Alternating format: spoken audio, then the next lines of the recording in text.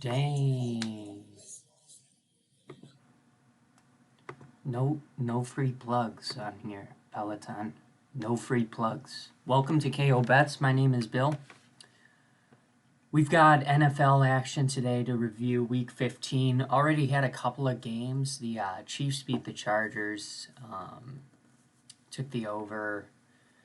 I took over 52 points in that game, which was a pretty good bet.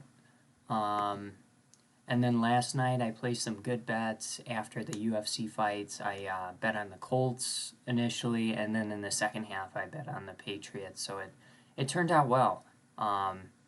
They put up a little more points than I thought they were going to. I think I did over 46.5 points, and the final was like, I hit it, but it was a good night of betting. And then the UFC fights, my gosh.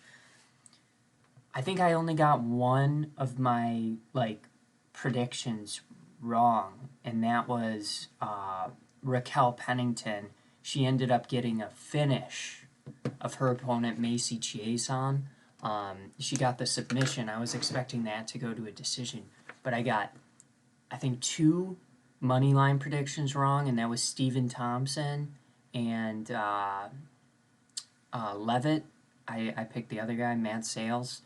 And then, but I did bet on that fight to end inside the distance. Matt Sales was a good boxer, good stand-up, figured he would exploit Levitt in the later rounds, but Levitt got the early submission, which is where he was most dangerous. So it was a really, really solid night of betting.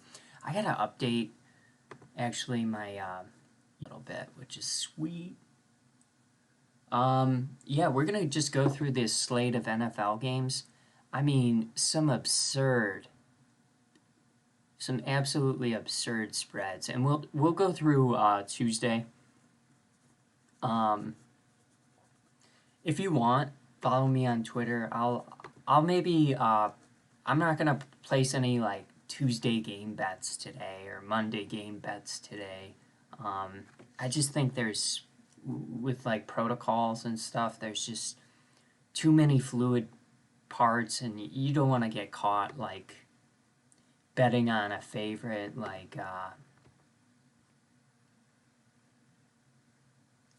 yeah, right now the Browns. Imagine if Baker doesn't play, you know? So just be wary, be careful in your approach to those games. Careful in the casino. Wipe down the machinery after you're done with it. Other people want to bet on it. Yeah, let's just dive in. We got Arizona Cardinals taking on the Detroit Lions. Let's find this injury report. I'm going to utilize this injury report a little bit more just to stay aware and cognizant of the moving parts. So I think Zach Ertz is playing. Hopkins obviously hurt. Connor's banged up, but they should have their other running back returning, not Kenyon Drake. You know the one I'm talking about, but he's coming back. But James Conner's been really, really a good pickup for them. Now let's look at TJ Hawkinson out. Yeah, DeAndre Swift is out. Are they playing Williams? Jamal Williams? I guess so. I should actually text my buddy.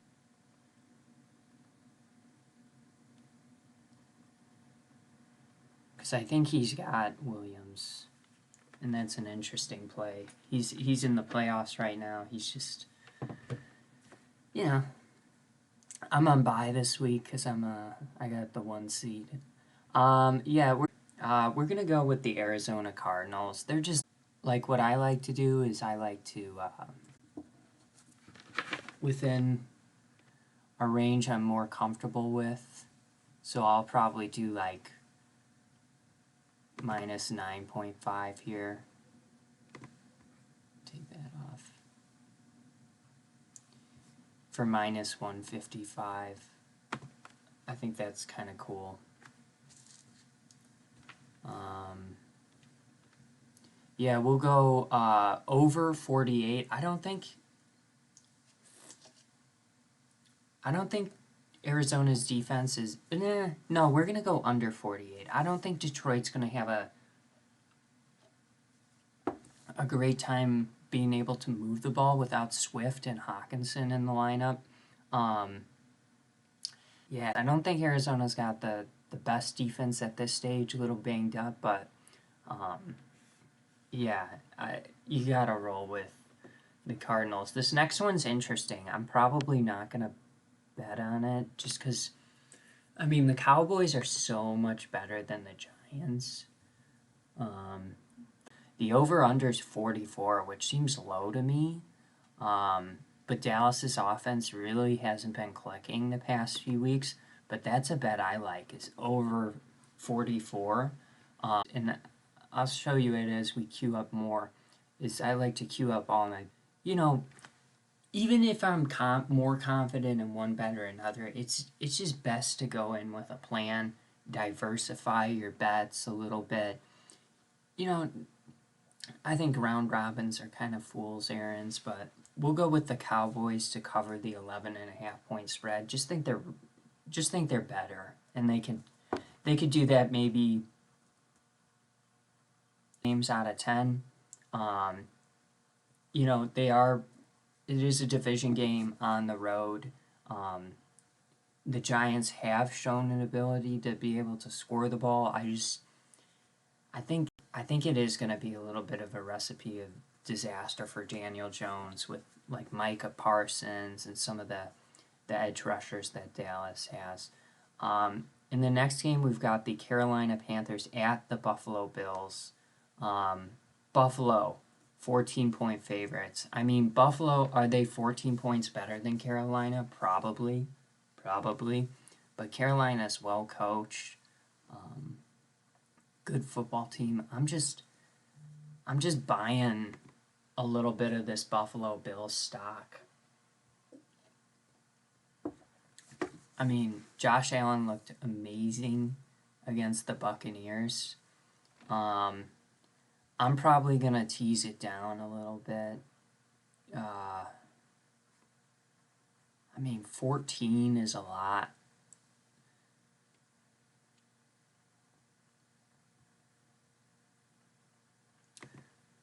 I'm gonna do 13.5 just to make sure if they win by 2 touchdowns, we're covering that. Yeah, does it make the odds worse? Sure, but it helps a little bit. It saved me on numerous occasions. Perfect example was Thursday night. I took it down a little bit to the over-under to 52.5.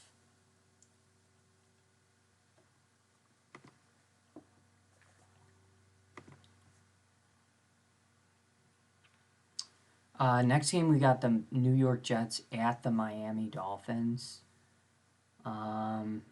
Over-under's 42. I think the Jets are going to have trouble scoring in this, and I don't think the Dolphins are world beaters.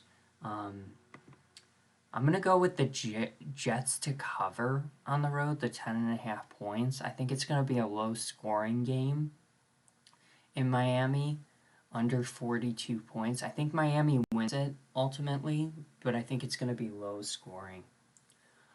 In the next game, we got the Tennessee Titans at the Pittsburgh Steelers. Pittsburgh's weird, man. You know, like some games they're in shootouts like they were against the Vikings. Some games they're just in really slow, low-scoring contests like against the Baltimore Ravens.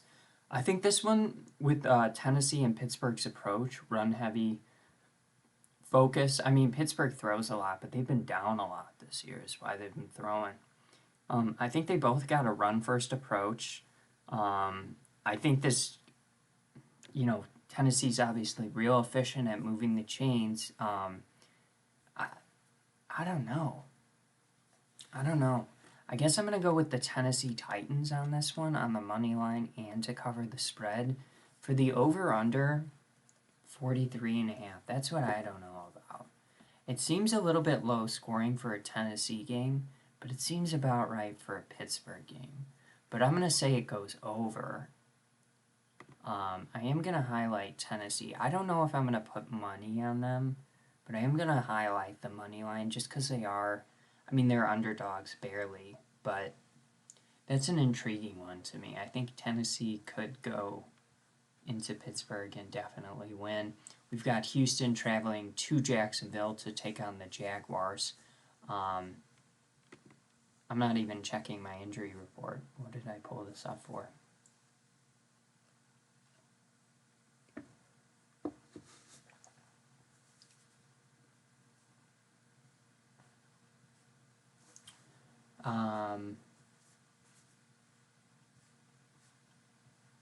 Who are we looking for? Oh, Houston. Yeah, I specifically wanted to check the QB for Houston today. Here we go.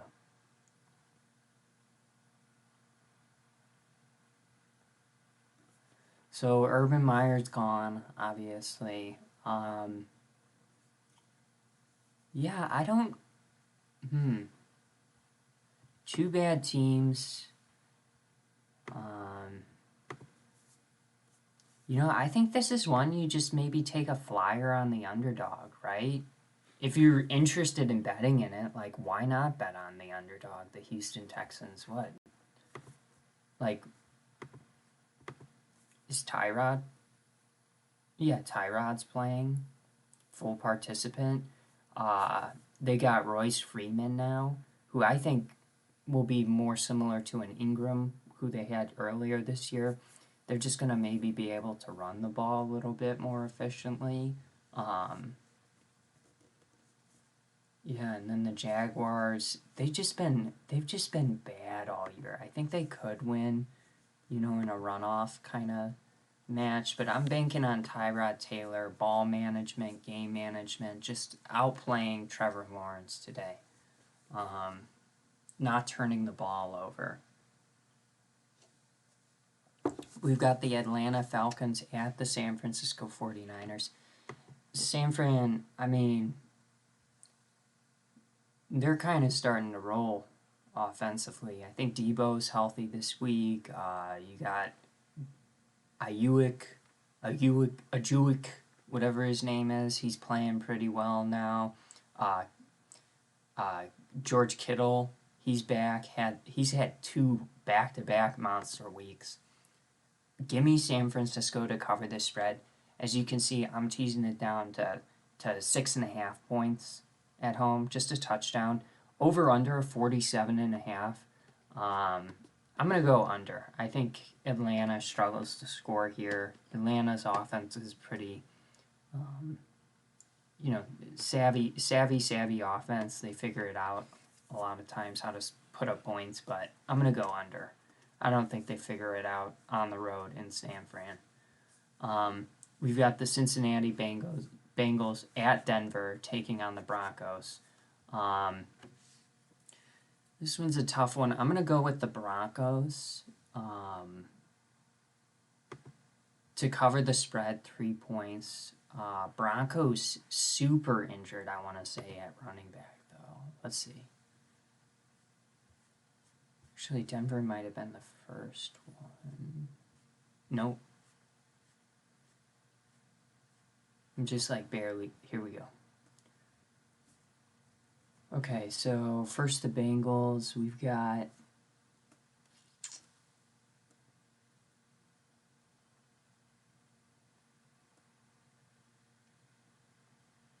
a tackle, linebacker out.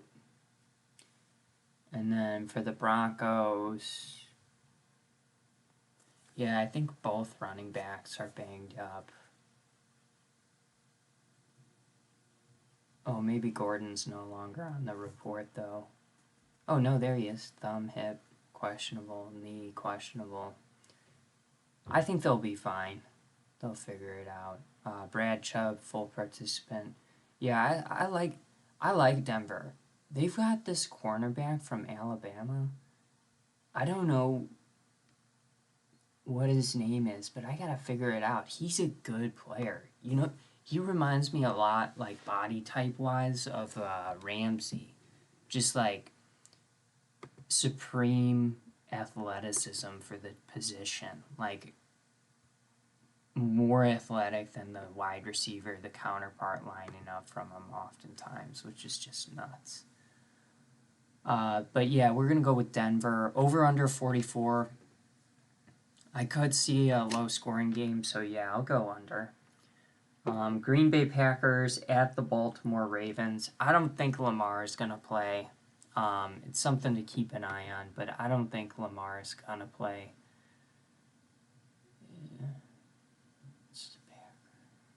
Sammy Watkins, COVID.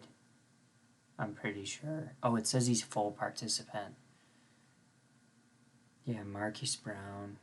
Yeah, I don't think Lamar is gonna play, which means you got that backup QB.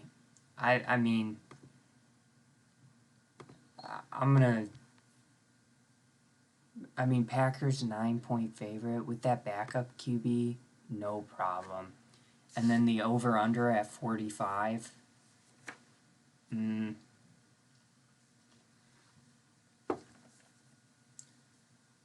I'll probably say under. Just Baltimore's not gonna score a lot with Lamar. New Orleans Saints at the Tampa Bay Buccaneers.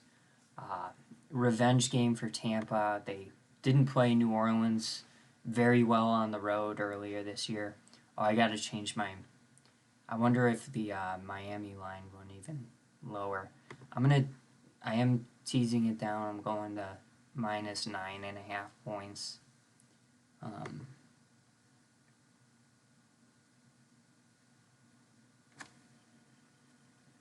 Let's check out that Miami line. What happened to the over under? If it went down to 41, 40.